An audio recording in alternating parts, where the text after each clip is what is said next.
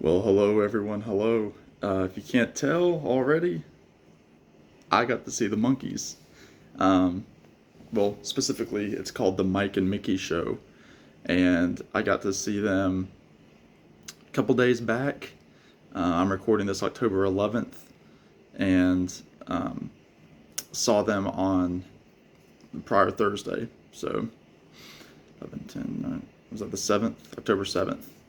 And got to see them in their glory. It's being billed. You can't really see, but down there it says the Farewell Tour 2021. Now, I'm not going to do an actual review. I actually got to do something pretty cool when I got to see the Monkees. I got to go with a fellow that I met through YouTube, the vinyl community. His name is Tommy Burton, and I'm going to put his channel below. It's called Tommy's Musical Adventures. Really cool guy, down to earth guy. We struck up a friendship probably 3 or 4 months ago, and we've messaged back and forth with texting, online. We've called each other a couple of times, and he's a big Nesmith fan, and that's kind of how I stumbled upon his channel, probably about a year ago, maybe a year and a half ago. I saw that he put up a lot of Mike Nesmith videos and Monkees videos, and I was like, that's pretty cool. That's how I kind of hooked up with him, and I bought 2 tickets to the show, and he was like a natural choice, and so I got to actually spend the night at his place, enjoyed some time there, meeting his family, got to hang out in his music room. He took me to a few of his favorite record haunts. Went to 3 different stores, had a nice breakfast together at a Beatles themed restaurant and 60s music themed restaurant. So it was just like a musical themed weekend. Well, it was a Thursday, Friday, but it was kind of like, it was like a mini weekend. But it was a great time. Like I said, I'm not going to do an actual review.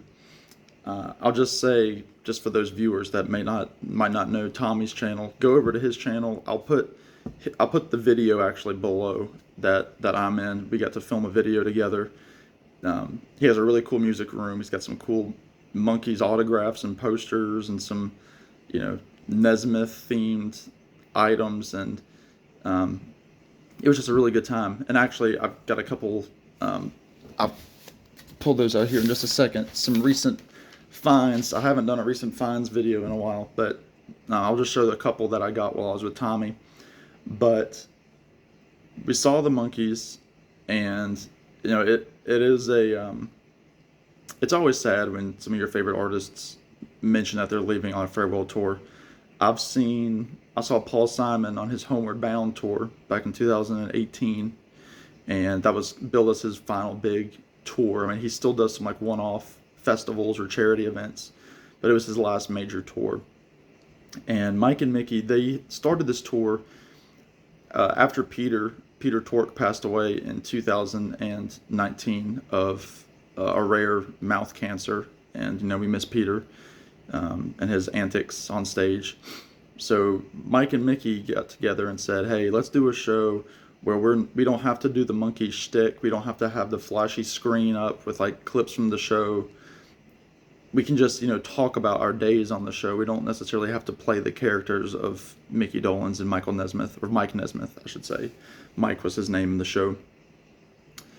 So they come out, and they don't push necessarily to play the top of the line hits. I mean, they play the big hits. I mean, they play Daydream Believer and Last Train to Clarksville, Pleasant Valley Sunday, Listen to the Band. But they really focus a lot on Nesmith's songwriting, which is really cool because I'm a big Nes fan. Just like Tommy, I'm a bigger Nes fan than I am of the Monkees. And so they do a lot of Nesmith deep cuts. And I will mention, not to overlap anything of what Tommy and I said, but the first song that they did together when they came out, they came from either side of the stage, Mike on one side and Mickey on the other, and they started with the song from the Monkees Presents. It's called Good Clean Fun, and there's a line where it's a Mike song, and Mike sings, "I told you I'd be back, now here I am." And when he said that, everybody cheered because if anybody knows anything about the Monkees, Nesmith, out of the four of them, Nesmith was the most stubborn in terms of wanting to get creative control. It's probably Nesmith and Peter being the two musicians of the band. And so when Mike sang that line, the audience cheered because there were decades where nobody ever thought that Michael Nesmith would be on a full-fledged tour with the Monkees.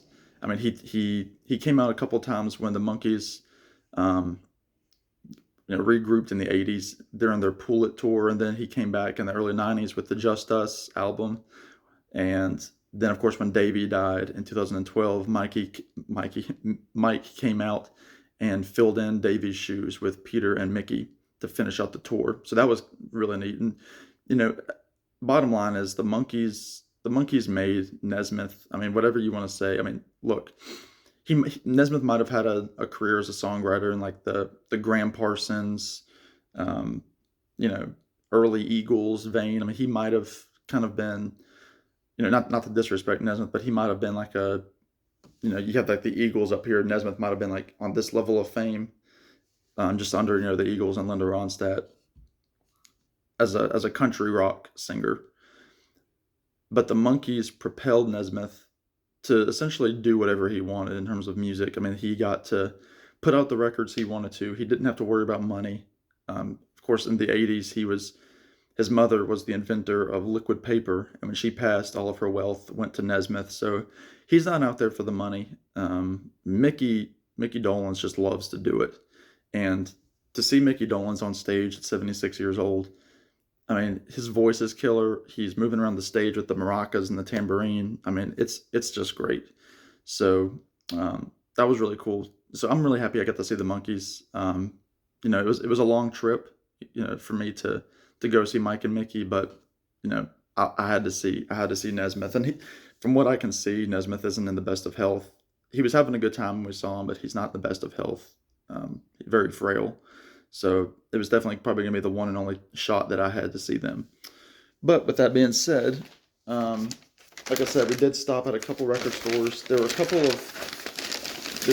of items that I almost bought Monkees related, but I didn't pull the trigger because I just moved into the new place, and I've got those early month or so bills that I have to pay. But anyway, some un-Monkees related things that I purchased while with Tommy. First, I got one CD that I've been looking for. It's called Solo Monk by Thelonious Monk, and this is just Thelonious Monk on the piano by himself.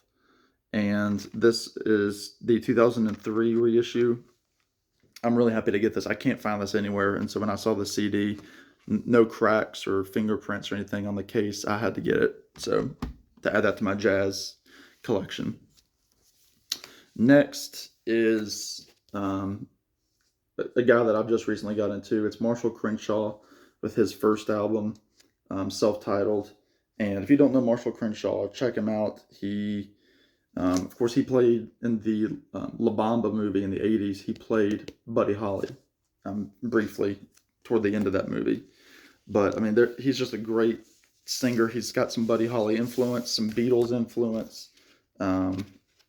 Just a really cool guy. And songs on this like Marianne, Cynical Girl, just really, really cool.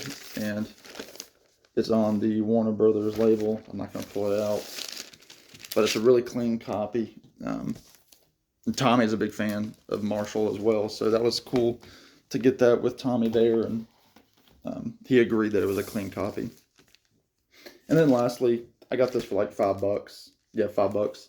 It's the Desert Rose Band, which of course has Chris Hillman from the Byrds and the Flying Burrito Brothers as the frontman. It's also got Herb Peterson, who is still with Chris on tour. They tour as a duo. And John Jorgensen, who is a killer lead guitarist. And they all do different vocals, but it's on the Curb record label. And this is just, I got this because of the song She Don't Love Nobody, which is written by John Hyatt. Great rock song, pop song. Nick Lowe did it. Just a really cool song. But anyway, this video is a little long for me. I don't like to do over 10 minutes, but it's about to be. But I just wanted to thank Tommy um, for a great time at his place. I thank him for his hospitality.